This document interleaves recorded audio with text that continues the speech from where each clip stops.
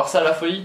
Ouais, folie, les conseils que tu donnes, le temps que tu prends pour préparer les caisses, ton expérience sur le circuit et tout ça, c'est cool. Moi qui en avais jamais fait, franchement...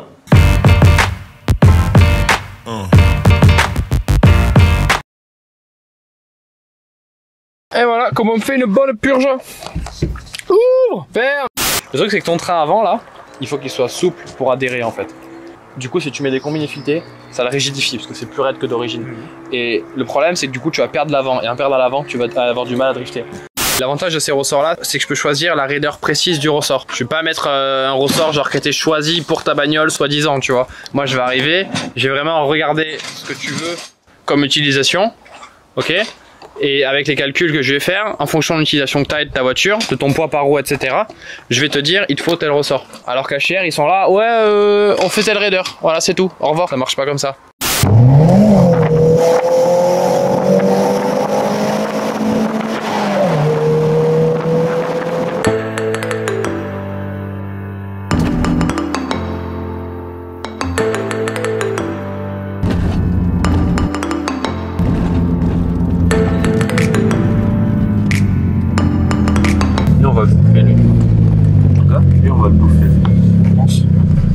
C'est le but. Du coup, arrivé au circuit de Clastres, les amis, on va faire du sale. On va manger la Clio.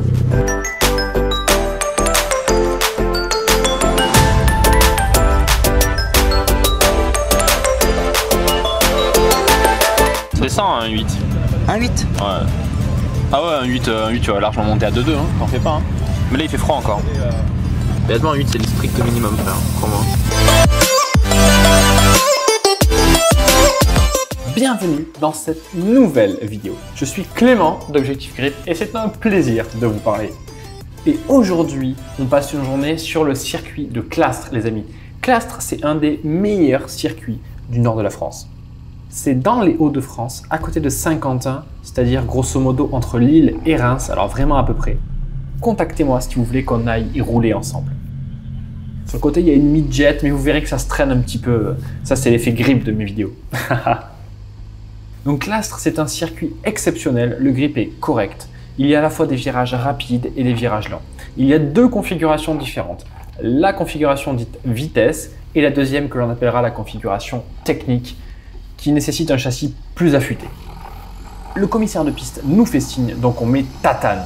On y va, on fait pas semblant. Pour ce premier run, c'est donc moi qui conduis. C'est la première fois que je roule sur Clastres, mais j'avais déjà vu le circuit en passager pendant que Benjamin conduisait. Parce que ouais, ça fait un peu bizarre d'envoyer sans trop connaître le circuit. Donc j'en garde quand même un petit peu sous la pédale, même si on dirait pas. Comme on vous l'expliquera dans le débrief juste après, on avait mis 4 caméras en tout.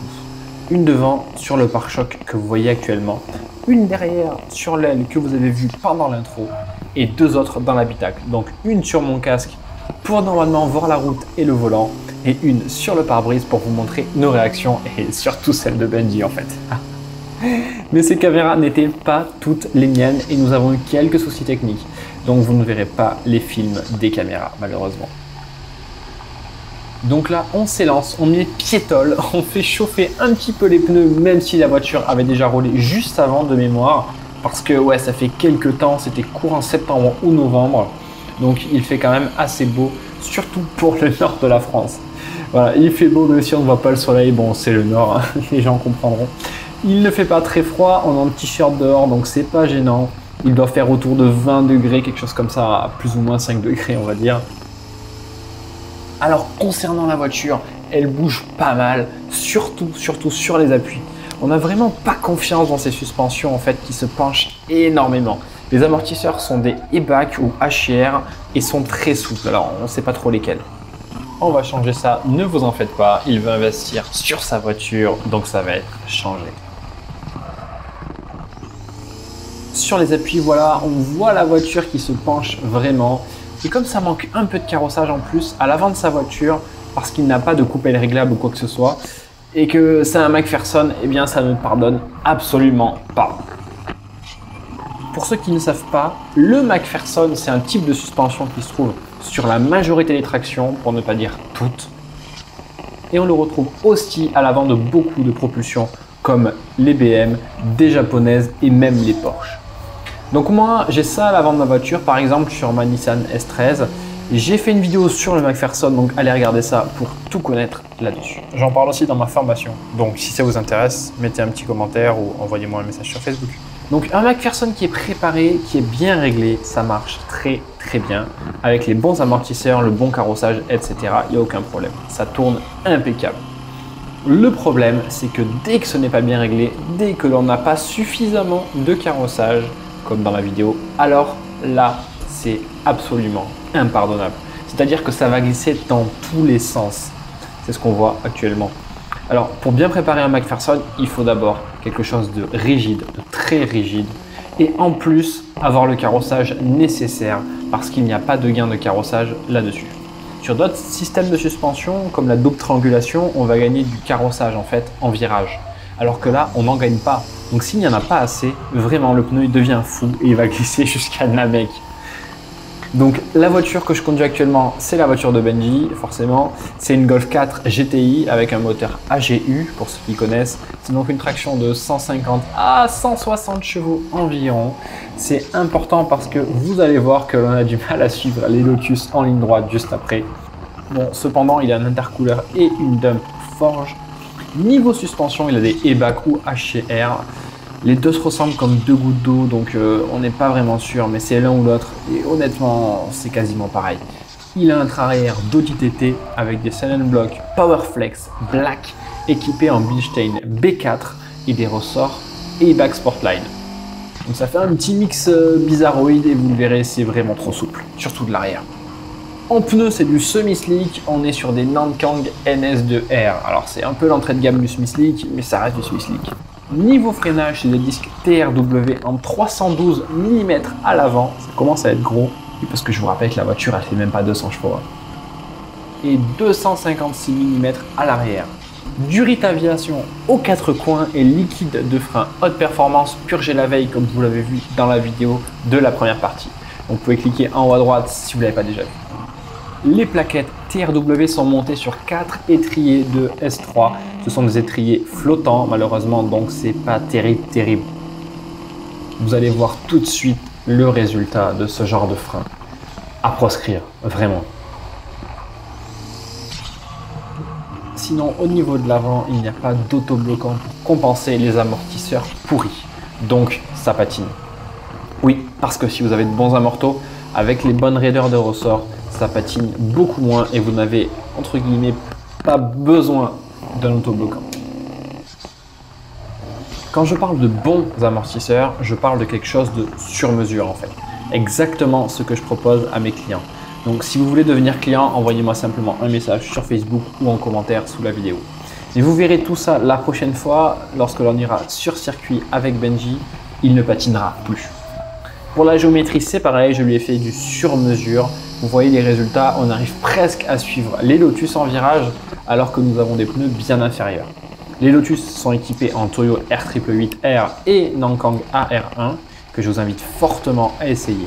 Alors que nous, je vous rappelle qu'on a les Nankang NS2R qui sont de l'entrée de gamme. Passons maintenant au pilotage et parlons un peu du circuit. Vous me connaissez, quand j'y vais, je fais pas semblant. Donc on y va franco et surtout on prend les bonnes trages et on martèle les points de freinage. Je vous laisse apprécier la fin de ce tour avec la petite bataille avec la Honda qui est juste devant. Et nous, on se donne rendez-vous sur le premier virage pour vous expliquer le tracé du circuit.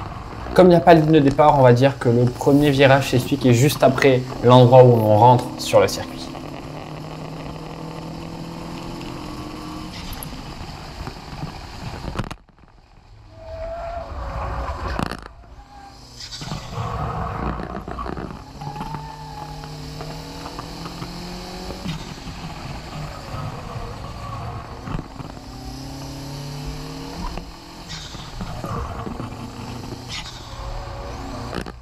Ok, donc le premier virage, c'est un gros droite. Donc là, on freine bien, on reste à gauche et on rentre assez tard dans le virage. Hop, on chope la corde et là, on met gaz dès qu'on sort de la corde. On voit quand même qu'on arrive à rattraper au début un petit peu la Honda et les voitures qui sont devant malgré notre puissance assez faible. Alors, c'est assez fou, mais au niveau de la puissance avec la Honda, on est kiff-kiff. Là, ça freine assez tôt parce qu'il y a du monde Donc forcément on freine plutôt que d'habitude. Là c'est pareil, on prend la corde assez tard et on met gaz vraiment tatane parce qu'il y a une grande ligne droite. Hop, on prend bien les virages serrés, donc droite et gauche, parce que ça tourne pas beaucoup, donc on peut rester vraiment à l'intérieur. Et on se met bien à gauche pour préparer cette gigantesque courbe. Donc là on freine légèrement à l'entrée de virage, on tombe pas le rapport, on tombe le rapport que au niveau de la corde, j'insiste. Et ensuite on met gaz, tatane, on se fait éjecter à gauche et hop on reprend à droite. Donc là j'essaie de passer entre les voitures, mais c'est quand même ça, c'est un double droite ce virage. Hop, on reste bien sur le vibreur à l'extérieur du virage comme d'hab et on est tatane tout le long en fait depuis le deuxième droite. On voit la mid-jet qu'on est en train de rattraper devant, donc c'est assez fou parce que c'est quand même des voitures qui sont plutôt performantes, c'est des voitures de course. Donc là la Honda prend un peu de la terre pour arriver à doubler. Nous on n'a pas voulu se lancer, se jeter dans la gueule du lion un petit peu, ça devenait un peu dangereux pour être honnête. C'est pas ma voiture, j'ai pas voulu le faire.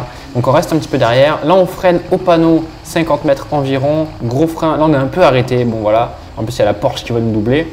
Là on a la petite chicane.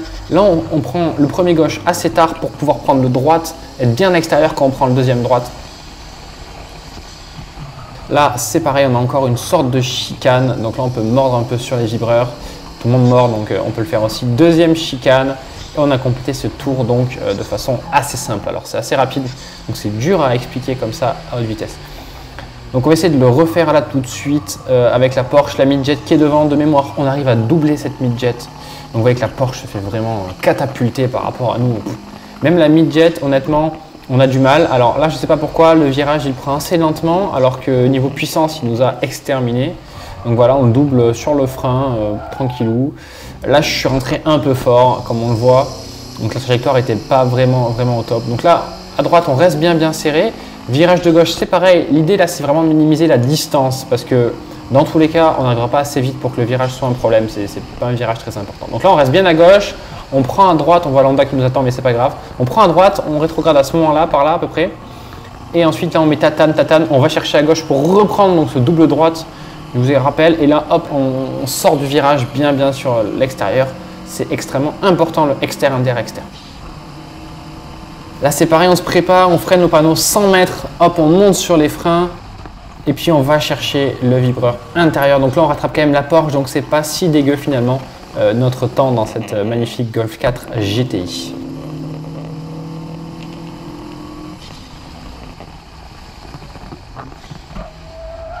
Donc là, voilà, on reste bien à gauche, comme vous voyez, pour prendre le droite de la chicane. Bam, magnifique, parfait presque. C'est pas pour jeter des fleurs, mais c'est globalement cette trajectoire-là qu'il faut prendre. On voit la Porsche encore rattrapée. La Porsche était un petit peu en tour de refroidissement, visiblement, parce qu'elle vient de sortir. Donc ça explique un peu pourquoi est-ce qu'on l'a rattrapée. En même temps, une Porsche, ça doit faire autour de 280 chevaux, celle-ci. Et donc, du coup, forcément, elle nous extermine en ligne droite. Alors là, il va se passer un truc très surprenant. On croit en fait que je sous-vire et que je tire droit, mais pas du tout. Comme vous voyez, boum, hop, c'est qu'en fait je laisse passer la Lotus qui est derrière. Je l'ai vu au dernier moment, j'allais me jeter à la corde et là je l'ai vu. Donc pas le choix, j'ai tiré droit et freiné pour ne pas la gêner parce qu'elle était déjà en fait à l'intérieur dans mon angle mort à la base. Donc voilà, donc là on boucle sur ce magnifique tracé. Alors dites-moi ce que vous en pensez dans les commentaires. Moi j'adore ce tracé. À droite, vous voyez là où il y a les cônes, en fait c'est le circuit technique qu'on a fait le matin. Et il faudra que je fasse une vidéo là-dessus avec plaisir, il n'y a aucun problème. Donc voilà ce tour à peu près parfait de Clastres, on va dire.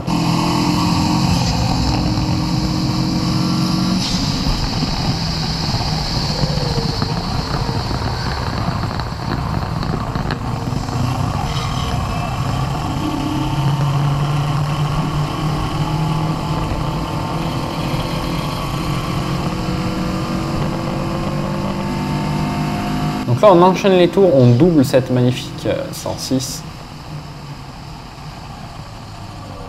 Là, on est rentré un peu fort dans le virage. En même temps, comme vous l'avez vu, on n'était pas tout à fait à l'extérieur à l'entrée du virage. Là, la Honda qui nous double, c'est assez aberrant. Elle nous double par la puissance.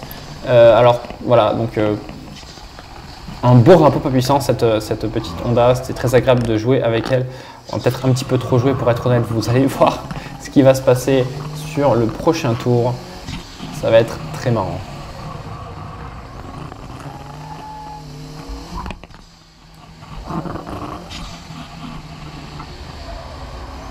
Donc là c'est pareil, une autre Honda mais qui va un peu moins vite visiblement et qu'on arrive à dépasser sans trop de problèmes. Alors voilà, elle est un peu au milieu quand même, on ne veut pas trop non plus la toucher. Niveau puissance, c'est pas trop ça, mais voilà, on arrive quand même à la doubler. On reste safe, on va dire. On ne veut pas commencer à créer un carambolage.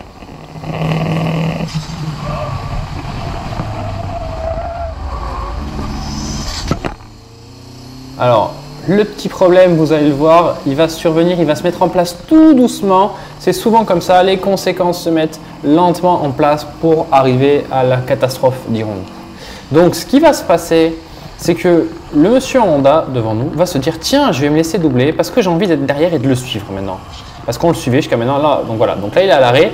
Donc moi, ni une ni deux, je le double. Je ne vais pas m'arrêter derrière lui. Forcément, j'avance. Ça devient dangereux après quand on ralentit trop sur le circuit. J'avance, là on est tatane. Et puis comme c'est pas ma voiture et que ça fait quand même quelques tours qu'on enchaîne à balle, je me dis je vais freiner un petit peu tôt.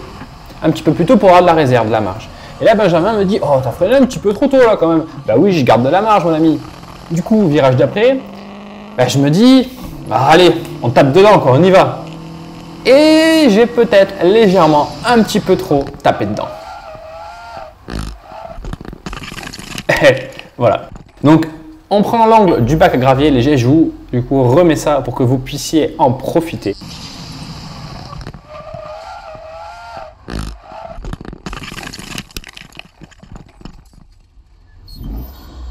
Les pneus Chris, je rentre un petit peu trop fort. En fait, ce qui s'est passé, c'est que les freins ont commencé à surchauffer violemment parce que quand Benjamin conduit, il rétrograde en freinant. Donc, pour soulager les freins, on va dire, comme on faisait dans le temps, dans les années 1900 et quelques, les freins n'étaient pas suffisants. Donc, ce qu'on faisait, c'est qu'on rétrogradait à chaque freinage.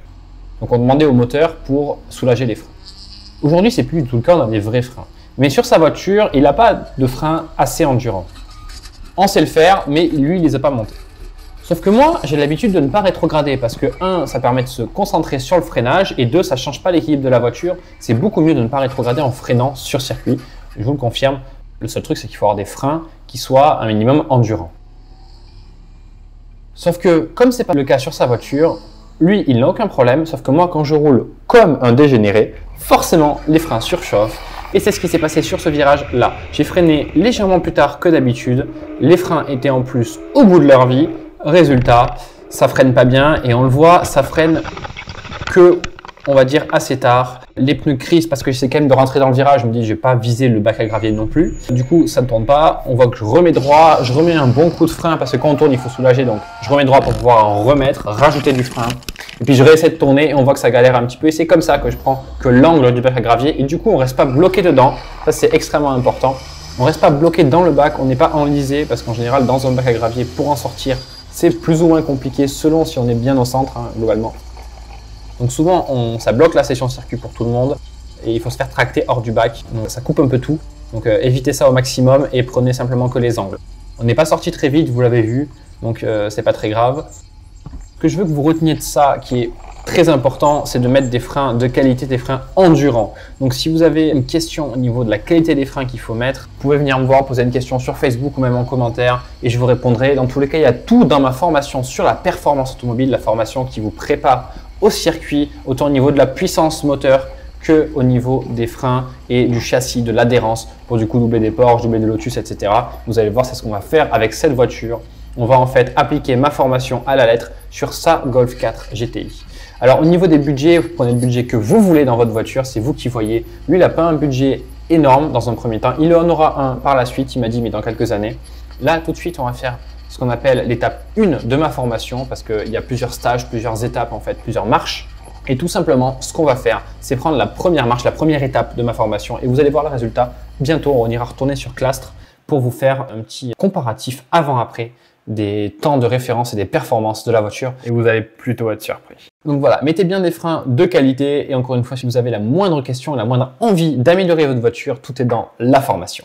Donc là, nous, ce qu'on fait, on est obligé de s'arrêter pour enlever tous les graviers qui sont dans les roues, dans les freins, entre les plaquettes de frein et le disque. Donc il faut absolument tout enlever, sinon ça abîme tout, ça raye tout, ça casse tout. On peut même poncer des jantes, il y en a qui défoncent les jantes, qui abîment les jantes quand ils prennent le bac de côté. Donc tout ça, on en parle aussi pendant le débriefing, vous allez voir juste après. Donc là maintenant, c'est Benjamin qui prend le volant pour cette magnifique session piste.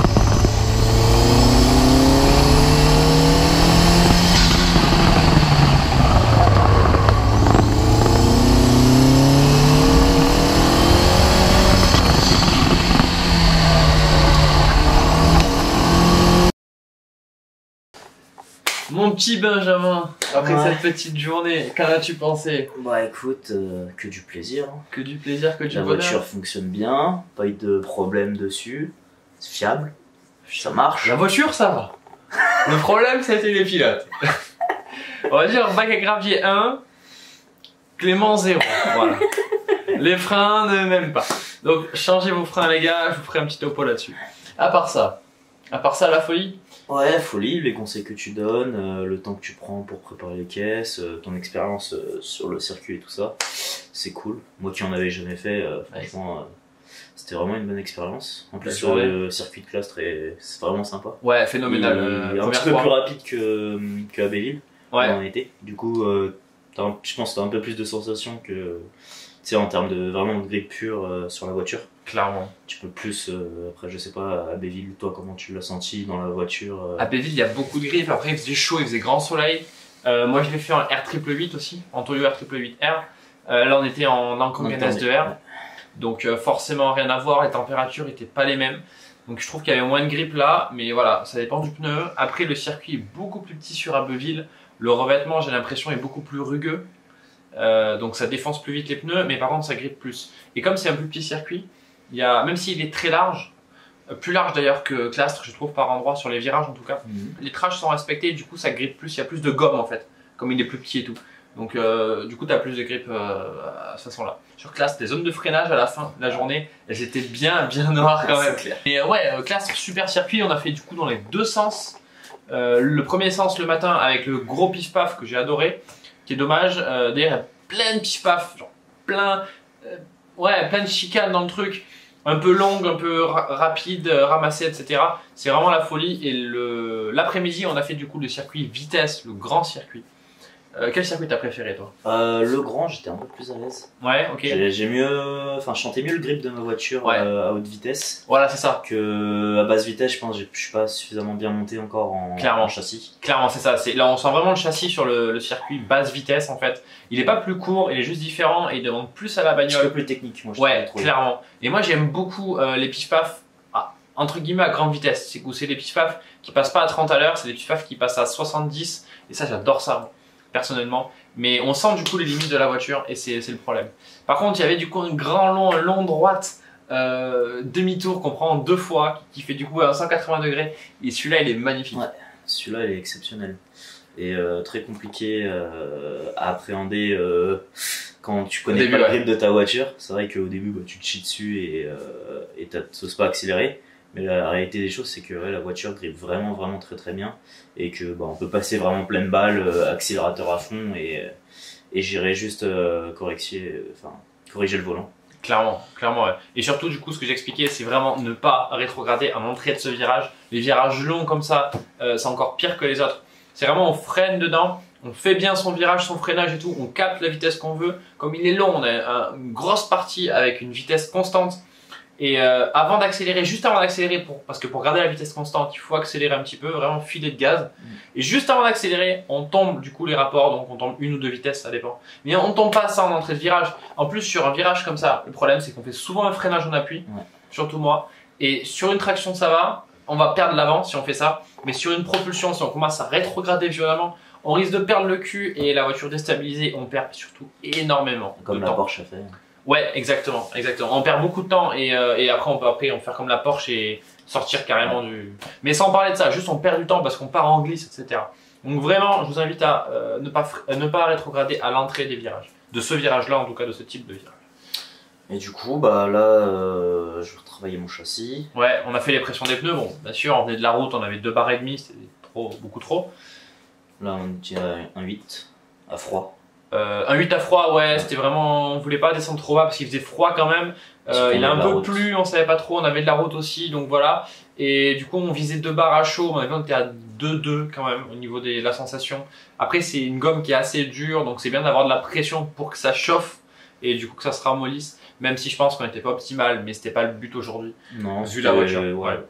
C'était plus ou moins de tester les capacités de la voiture et savoir qu'est-ce qu'il y avait d'autre à faire. Donc maintenant que tu es content, que tu as vu qu'elle est super fiable cette bagnole, Qu'est-ce que tu envisages du coup là dans le futur en modification? Bah, frein de S3, pas suffisamment. Ouais. Le problème, c'est qu'il est monté en étrier flottant. Ouais, Et que c'est bah, gros, t'as pu essayer. J'ai pu voir. Que voilà, moi j'ai l'habitude de cette voiture, donc je sais comment freiner avec, etc. Toi, t'as l'habitude d'avoir des gros freins, plus pas d'assistance au freinage, etc. Donc bah, t'as tendance à te rattraper dedans et que bah, c'est pas suffisant. Mais même Jonathan, hein, sur la dernière vidéo, j'ai pas eu de problème, j'ai pas rétrogradé sur l'entrée des virages et ça tenait. Ah, pourtant, c'est la même marque, c'est du TRW pareil. Ouais. Bah, le poids de la voiture. C'est vrai que ta voiture, du coup, était chargée, était plus lourde. Chargée, était plus lourde. Bah, même dans tous les cas. Ouais, mais la sienne, elle fait quand même une tonne 1 ou une tonne 2. Ouais, une tonne 1 par rapport à une tonne 4. C'est quand même très lourd, hein, ouais. Pareil, j'ai pas le même poids que Jonathan, je pense. Mais je pense que, ouais, puis tous les outils qu'on avait, ouais. Je pense que, parce qu'on avait bien 200-300 kilos d'outils dans le coffre, hein, voilà, les gars. Au cas où, hein, Volkswagen c'est fiable, mais. Voilà. On aurait dû montrer, on avait un gros cric de mécano, le truc qui pèse 50 kilos presque, une boîte à outils qui pèse mon poids, et plein d'autres trucs. Donc, voilà. Plus nous deux, bien sûr, dans la bagnole. Pour ceux qui font des bacs. Ouais, il faut. Ça, une clé à choc électrique, plein de trucs.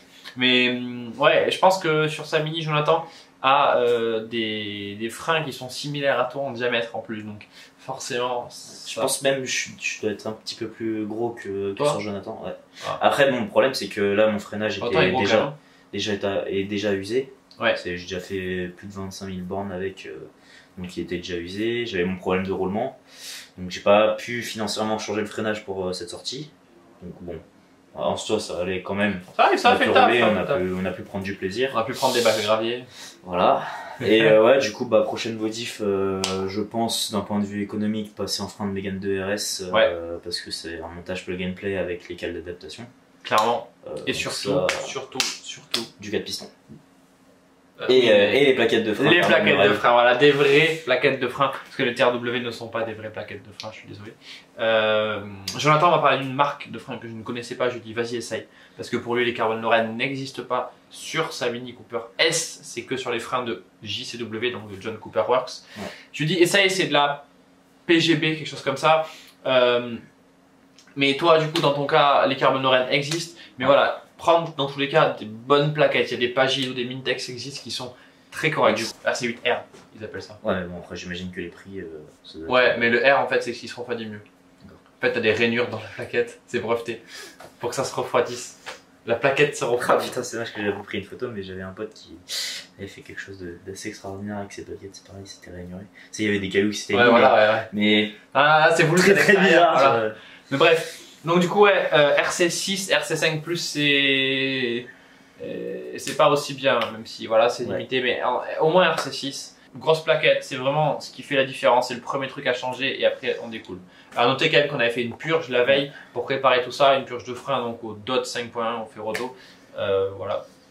Le liquide de frein encore une fois que je recommande. Donc toi t'aimes pas la sensation de la pédale, moi je trouve qu'elle s'enfonce, après moi j'ai l'habitude. C'est ça.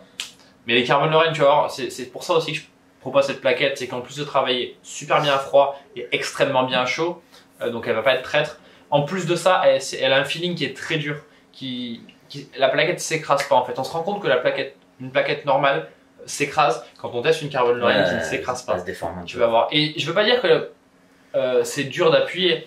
La pédale va pas être super dure, il va pas falloir appuyer fort. Mais la pédale va pas s'enfoncer, c'est ça la nuance. Du coup, on va vraiment avoir un feeling, on va pouvoir vraiment moduler. C'est ça. Moi, je suis déjà en Duratavia. Ouais, mais heureusement, mais ça, enfin, t'as bien vu, genre, on n'a pas eu de problème à ce niveau-là. Et Duratavia, pour moi, c'est le dernier truc à faire. Parce que, ah ouais à mon avis, c'est plutôt le premier. En termes de sensation, par rapport à moi, tu sais, mes vieilles Durit caoutchouc. À moins qu'elles soient vraiment. Ouais, elles étaient mortes. Bah, à moins qu'elles soient la voiture avec 98. Et alors, franchement, à moins qu'elles soient coupées en deux. Moi, j'avais vraiment cette sensation de pédale spongieuse. Comme si t'appuyais sur une éponge, t'étais. Ah ouais? T'avais fait une purge avant? Ouais, j'avais fait une purge, j'avais fait tout comme il faut. J'avais pas du Ferrodo 5.1, mais. Ouais, tu dois avoir de la merde, ouais, je sais pas. Oh, c'est bizarre. Normalement, après, quand j'étais en EBC, tu vois, j'avais mis du module, je sais plus quoi.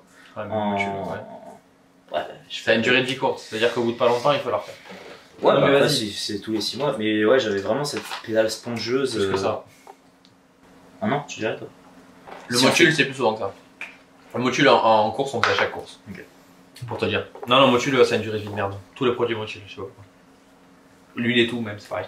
Mais, bref, en général, bon là, tes durites, du coup, sont pourries, mais les 3/4 des durites, elles vont tenir la température d'une plaquette d'origine. C'est fait exprès d'ailleurs. Du coup, ta plaquette, elle va arrêter de fonctionner avant que ta durite, elle soit un problème. Ouais. Du coup, normalement, c'est plaquette de frein, ensuite liquide de frein et ensuite durite de frein. C'est dans cet ordre-là. Bon, le mieux, tu fais tout d'un coup. Mais tant que t'as pas les plaquettes, ça sert à rien de changer le reste. Ouais, bah après, moi, j'ai fait, entre guillemets, j'avais l'occasion de Ouais, faire... ouais, non, mais t'as eu raison. En plus, ça change tes freins, donc t'as eu raison. Ouais, il y a quitte à monter des triers d'S3. Bah, oui, bah oui. Non, mais t'as raison. j'avais mis des durites à bière. Ouais. Du coup, ouais, bah, frein de Mégane 2RS. À l'arrière, à regarder peut-être pour des meilleurs disques, meilleures plaquettes. De plaquettes, ouais, après, c'est pas ça qui gêne l'arrière. Si ça fonctionne plus, c'est pas grave, même si c'est un peu gênant. Mais c'est pas. Je veux dire, ça. Non, mais en soi, tu vois, j'ai pas grand chose d'autre à mettre que du freinage de S3 à l'arrière. Et les Mégane, tu veux pas le mettre à l'arrière? Non, ça fonctionne pas. C'est pas du tout les mêmes. Oh putain. Ouais, du coup, ça va être. Parce qu'en arrière, je suis en 270, je crois. En taille de 10 de frein. Donc, mettre que meilleure plaquette, mais je pourrais pas changer les étriers à l'arrière. Sachant que je t'ai déjà montré, j'ai des cales à l'arrière pour pouvoir rentrer le freinage de S3. Et en plug and play, ou alors faut faire des modifs sur les porte-moyeux, sur les fusées, pour pouvoir rentrer des étriers plus gros de Porsche Cayenne, tout comme ça, mais moi j'aime pas trop. Prochaine amélioration que tu veux faire, c'est donc les freins, les plaquettes, surtout. Ouais. Avec les freins de Mégane RS. Ouais, à l'arrière, pareil, tu pourrais passer sur du carbone Lorraine. Ça permettrait d'avoir une rotation aussi au freinage, tu vas le voir, tu vas le sentir. Ensuite, deuxième amélioration que tu as envie de faire, toi. Pour le moment, rouler comme ça, maîtriser un peu plus le véhicule. Par la suite, après, travailler le châssis pour pouvoir avoir plus de motricité. Le problème, c'est que dès que j'avais un tout petit peu les roues braquées, ça patinait. Donc, retravailler la motricité. Ouais, exactement. Ça, c'est déjà deux choses. C'est les pneus, la monte des pneus avec le flanc qui était assez court. Donc, la gamme de pneus, les NS2R sont pas top. Même si normalement, avec des NS2R, on peut mieux utiliser ce pneu-là que ça quand même. Parce que ça patine pour rien. Même à Cargas ou à Cargas, ça avance pas. Enfin, ça patine, c'est incroyable. Donc ça, c'est les amortos vraiment et surtout les ressorts des amortisseurs. L'amortisseur en fait est trop rigide par rapport aux ressorts. Donc la suspension ne travaille pas. Donc ouais, changer tes ressorts, moi je te conseille dans un premier temps, par du ressort sur mesure, hein, comme je fais. Prendre la bonne raideur de ressort avec deux ressorts, un ressort principal et un ressort compensateur qui est plus souple, pour pouvoir justement avoir cette détente, pour que la roue intérieure puisse descendre et toucher le sol, et que ton diff qui n'est pas autobloquant, c'est un diff ouvert, et justement il vient de là le problème, que ton diff en fait puisse, enfin ne soit pas un problème. Parce que là avec une roue en l'air qui adhère pas, du coup, toute ta puissance elle part dans la roue intérieure, et ça n'avance plus, ça patine. Ça patine, et puis... là t'as qu'un ressort hein, sur tes HR, donc c'est ça le problème. Donc faire ça, après on les retardera, passer sur des ressorts, et après avoir aussi un jeu de pneus qui serait de meilleure qualité. Mais honnêtement, même si tu mettais des Toyo ou des semi-slick rally comme j'ai, enfin des slick rally, honnêtement, tu n'aurais pas une si grosse amélioration que tu as. Non, tant que j'ai pas de motricité, je pense pas que... c'est ça. Tu passerais plus fort en virage, mais la motricité en aurait un petit peu plus, mais tu vas à la fois cramer tes pneus, et à la fois, tu vas pas avoir beaucoup plus de motricité. Tu en auras un petit peu plus, mais pas énormément plus. Et c'est con. Et je pense, avant même de penser à acheter des Toyo, etc., faire la gestion éthanol, parce que là, clairement. Ça consomme. Je pense niveau puissance, vu que pour le moment ça passe pas au sol, rester comme ça, pas spécialement. La puissance. De toute façon, tant que t'as pas les freins et le châssis, ça sert à rien. Non, on est d'accord. C'est pour ça que de toute façon, j'ai toujours pas monté le moteur. Mais à terme, j'espère avoir 350 chevaux en turbo F21 hybride. Donc avec moteur. Très bonne prépa à suivre sur la chaîne. Ouais, ça c'est sûr que ça fait un moment que j'y travaille la prépa. Mais retravailler le châssis, retravailler surtout la motricité. Parce qu'en soi, moi pour mon niveau de pilotage aujourd'hui, je trouve que même les freins étaient pas si mal que ça pour mon niveau. Enfin, moi je suis pas sorti. Ouais, mais t'as senti que. Sur l'endurance, Mais une fois que ça c'est fait, après faire la gestion éthanol pour pas avoir les coupures. Parce que c'est bien de s'entraîner quand même. Parce que là en vrai, ce qui nous a bloqué, c'est le financement de pouvoir mettre l'essence. Clairement. À un moment donné, ça coûte cher. T'as fait combien d'essence dans la journée? Là, j'ai fait 30 balles pour y aller, 80 € sur place pour rouler, et 30 balles pour le réseau. Voilà, donc ça fait 140 balles. Ouais. Sachant qu'il y a 80 € d'essence déjà, avec 100 € de journée circuit, ça fait quand même un bon budget. Ouais. Ça veut dire. Ah, vous faites une vidéo? Ouais. Oh, je suis désolé. C'est pas grave. Tu viens pas? Tu viens pas faire une vidéo avec nous? Fifi, il est là. Après, Mais là, du coup, 80 € c'est déjà un bon budget. Et donc, ouais, 180 € la journée, presque 200, c'est déjà très sympa. Et en soi, on a roulé. Moi, j'ai fait une grosse session de 40 minutes l'après-midi, une fois que les pneus étaient chauds, et c'est vraiment là où j'ai vraiment corrigé tour après tour, je pense, mon pilotage. Ouais, on va le voir dans la caméra embarquée, t'as vraiment très bien roulé. Du coup, on a embarqué que la fin, mais c'est pas grave. Ouais. Mais ouais, donc on a mis 4 caméras GoPro sur la voiture, une à l'avant au niveau du pare-choc, une sur l'intérieur pour filmer nos sales gueules, une du coup sur le pilotage au niveau du casque, et une à l'arrière pour filmer les gens qui nous suivent. Donc on verra ce qui s'est passé. Ouais, du coup t'as raison, gestion éternelle pour pouvoir du coup rouler, parce que ce qui compte quand même, c'est bien de mettre des pièces dans sa voiture et tout, mais il faut quand même rouler, parce que si on roule pas derrière, ça sert à rien. Faut pas être au-dessus de ses moyens. C'est le truc que disait Sébastien Loeb en interview, c'est bien de mettre des pièces, mais mettez plutôt 2000 € de carburant pour pouvoir vous entraîner, que de mettre 2000 € de pièces que vous allez monter et vous pourrez pas avoir derrière les sous pour pouvoir rouler. Donc j'ai vu la citation de, je crois que c'est Chris Marquez qui... Chris Marquez. Ouais, je crois que c'est Marquez qui dit ça, genre peut-être 2000 € dans l'essence plutôt que 2000 € dans une ligne d'échappement, au final tu iras plus vite. Ouais, bah oui, c'est sûr. Voilà. Ou même dans des pneus. Parce que 2000 € d'essence, ça représente quelques bornes. Ouais, ça te fait un bon budget, ça te fait plusieurs journées de circuit. Et là, tu veux vraiment t'améliorer. Et au début, ça va très vite. Ouais, je pensais pas que j'aurais progressé autant dans une journée. Ouais, sachant que moi, je m'entraîne sur simulateur, quoi. Ouais. Et que. Du coup, t'as retrouvé la concordance, c'est ça le truc? Absolument pas. Ah ouais? Non. En fait, les sensations d'appui, tu les as pas du tout sur simulateur. Oui, bah oui. Et en fait, tu te chies dessus, quoi. Clairement, tu sens l'appui de la voiture, parce qu'en soi, les trajectoires, etc. Bon. Oh, mais comme t'avais déjà fait du simu et tout, ça t'a un peu, à mon avis, quand même, ça t'a fait un parallèle entre les deux. Ouais. Bah, surtout par rapport au repère de freinage. Le simu m'a pas mal aidé là-dessus, parce qu'au début, je galère vraiment. Bon, bah, bien sûr, là, vu que c'est du rail, je prends toujours une marche quand même. Même si toi, apparemment, tu te chies dessus un peu des fois parce que tu me dis, moi j'ai essayé la voiture, ça freine pas. Ouais, c'est ça, mais tu t'es bien vu, genre, ça freine pas. Et lui, là, mais ce qui était cool, c'est que, peut-être dire ça, tu vois, aux abonnés, c'est que si vous êtes à deux dans la voiture, paniquez pas. Au pire, une sortie, c'est pas très grave. Tu vois, moi, c'est pareil. Quand toi t'es sorti, j'ai pas paniqué, j'ai pas gueulé, etc. Faut pas s'énerver. Tu vois, même si c'était ma voiture, c'est que du matériel. Ouais. Après, on n'est pas sorti violent, on est sorti. Non, on n'est pas sorti violent, mais. En fait, il manquait 5 mètres sur la piste, quoi, ou 2 mètres. Ouais. Faut pas s'énerver, faut rester calme et laisser le pilote faire. Ouais, laisser le pilote faire, parce que si le passager panique, c'est là où je pense vraiment peut y avoir des dégâts. Ouais. Parce qu'en soi, tout le monde s'est plus ou moins rattrapé une voiture. Enfin, moi, j'ai pas eu trop de soucis là. J'ai fait un freinage un peu trop tard parce que je me suis fait surprendre. Mais bon, j'ai rattrapé et puis ouais, c'est ça qui est cool. Ouais, c'est l'essentiel. Et sortir droit aussi, dans le cas où on sort, surtout les bacs à gravier.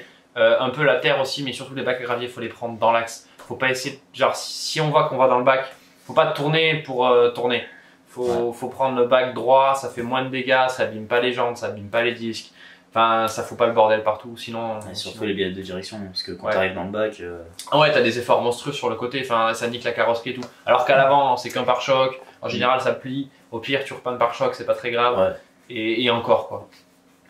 Même si t'as une lame devant carbone qui racle le tout, vaut quand même mieux sortir. Après en vrai, est-ce que vaut mettre une lame en carbone pour faire du circuit? En tout cas la GoPro a tenu. J'avoue qu'elle a tenu un bac quand même. Elle a tenu un bac. Trouver les copains. Trouver des copains. Ouais, sur le paddock. Moi je trouve que c'est important de parler avec les autres. Il y a pas mal de conseils que les autres pilotes donnent. Ouais. Et même s'ils se foutent un peu de votre gueule quand vous revenez d'un bac, en vrai ils sont là pour vous aider, pour vous conseiller, etc.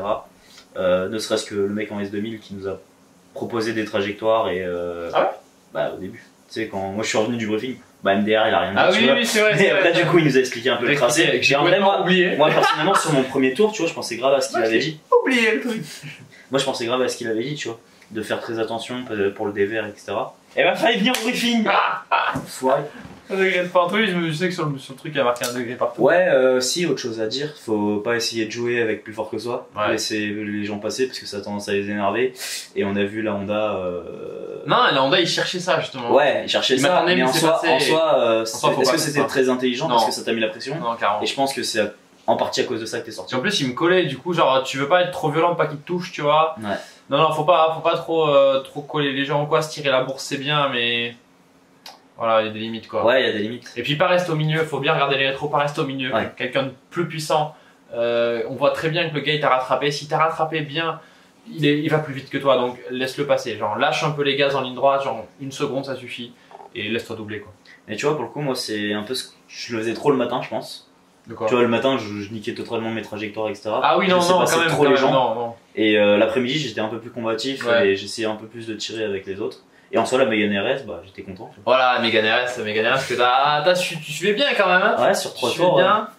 Sur 3 tours, après il y a la Porsche qui m'a mis, qui est venu me rabattre devant ma gueule, C'est du ça. coup j'ai Du décroché. coup, mais- du coup, t'as tout décroché. Mais sur 3 tours, c'est bien. La Mégane RS, juste dans la ligne droite, ça galérait. Quand t'auras ta prépa, ça ira mieux. Ouais. Mais sinon. Bah, il y a 60 chevaux de différence. Hein.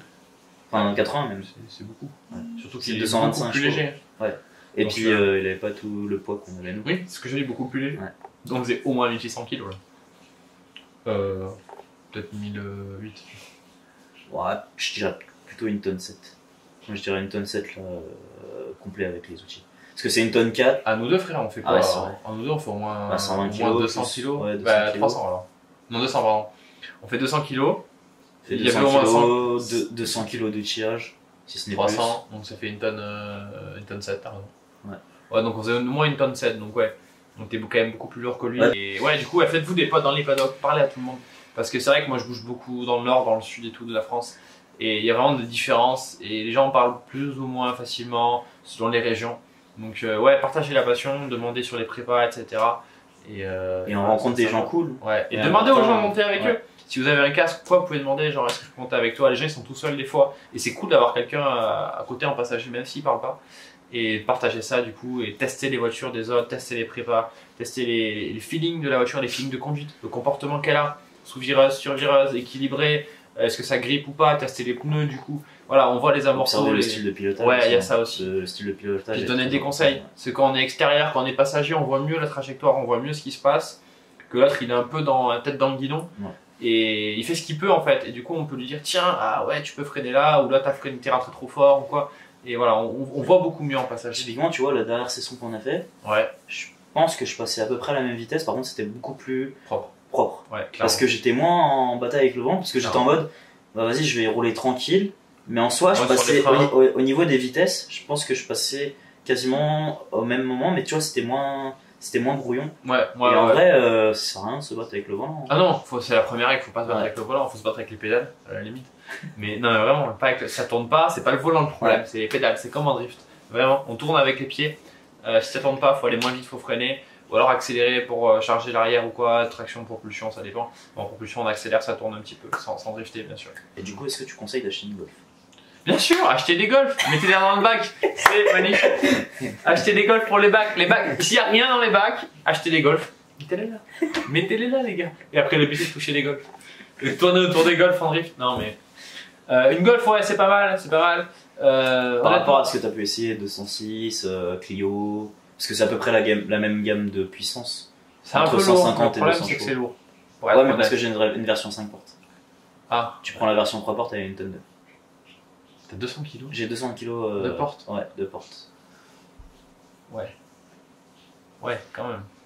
150, 200. Honnêtement, après, tu vois, pour comparer par rapport à la Mini, je trouve que c'est un peu le même gabarit. C'est un poil plus gros qu'une Mini peut-être, un peu plus long. Je trouve que c'est moins rigide qu'une Mini en termes de châssis. Vraiment le châssis pur, pas les suspensions. C'est moins rigide, moins karting.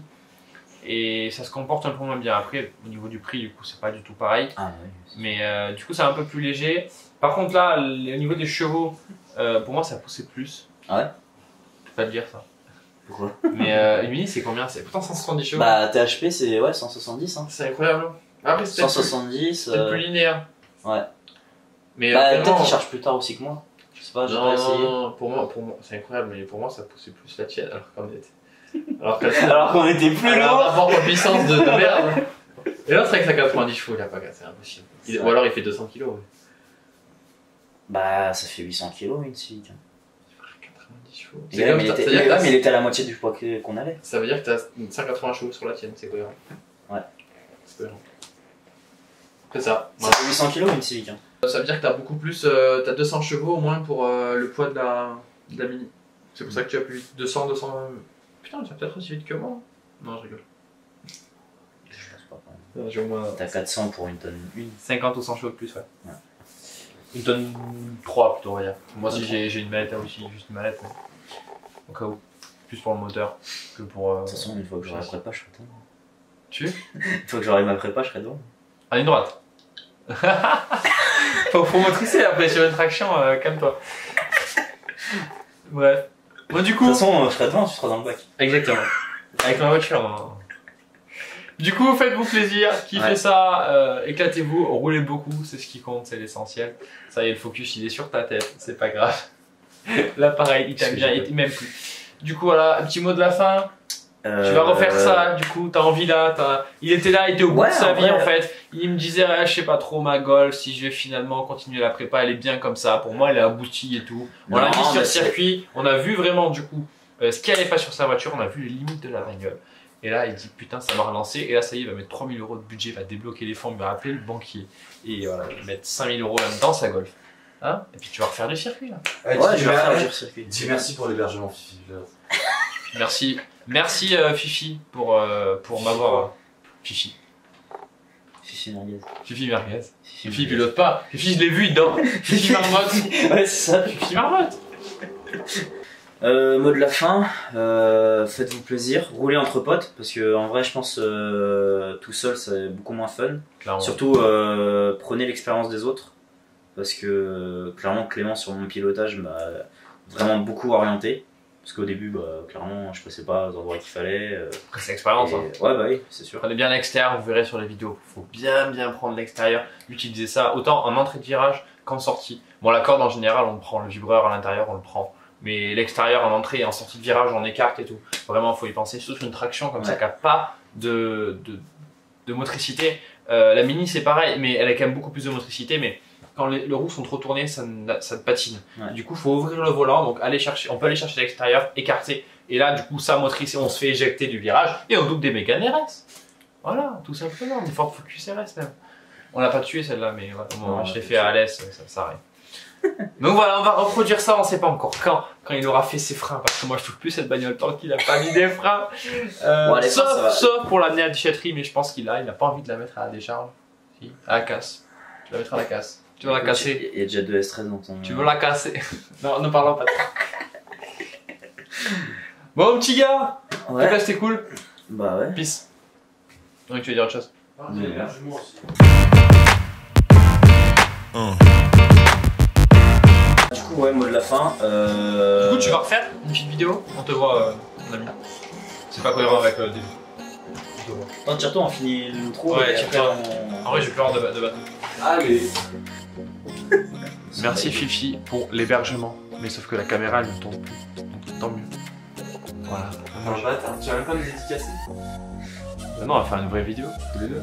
Ah ouais. on va changer la batterie. Tu vois. Demain on aura le temps en plus. Non, demain il part à 8h. Du coup, merci Fifi pour l'hébergement, hein, parce qu'on est 3 dans le même appart.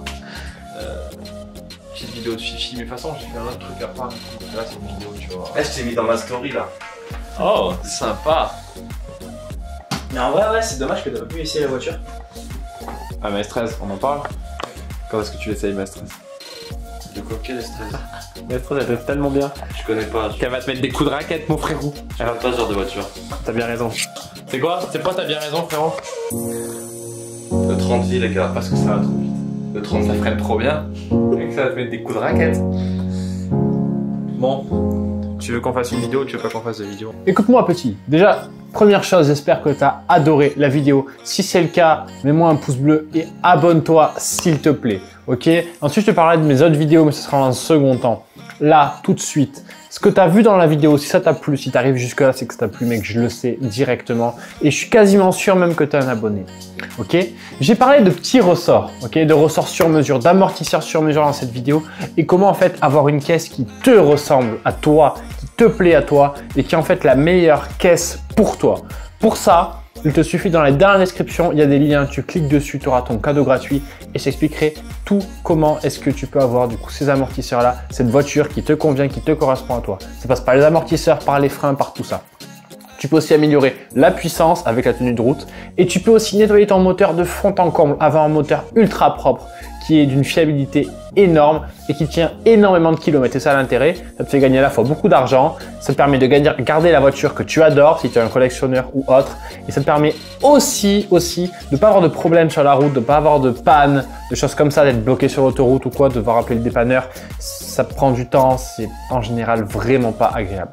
Voilà, donc moi je te propose tout ça, tout est dans la description directement, il y a plein de cadeaux, il y a aussi des formations qui te permettent d'avoir tout ça. Bref, tout est expliqué. Si tu as la moindre question, mets des commentaires, vas-y, c'est super bien pour le référencement de la vidéo, t'aides beaucoup la chaîne comme ça. Il y a aussi des t-shirts, lâche des pas, bon voilà, ça tombe mal, mauvais marketing, oui je sais, je suis trop bon dans les voitures, pas assez dans le marketing, désolé. Du coup, il y a des t-shirts aussi, si tu veux soutenir la chaîne, c'est pareil, c'est dans la description. Tu peux cliquer du coup en haut à droite pour toi, je sais jamais, moi il faut que je me mette parce que c'est en mode miroir. Bref, il y a une petite flèche rouge, tu cliques dessus, il y a un petit i comme info, et puis voilà, tu as accès à tout ça. Et là, je vais te proposer juste à la fin, là, je te propose la meilleure vidéo, celle qui te correspond le plus, ou la dernière que j'ai uploadée, je sais plus. Bref, kiffe bien, mets-moi en commentaire tout ce que tu veux, tu peux aussi me joindre sur le Facebook de la chaîne, Objectif Grip bien sûr, et puis pareil, il y a un Instagram, il y a un mail, objectifgripgmail.com, tu connais tous ces trucs-là, kiffe ta race, conduis bien sur piste, éclate-toi, sur route, sur rallye, bref, fais ce que tu veux, roule bien, drifte bien, et à très vite.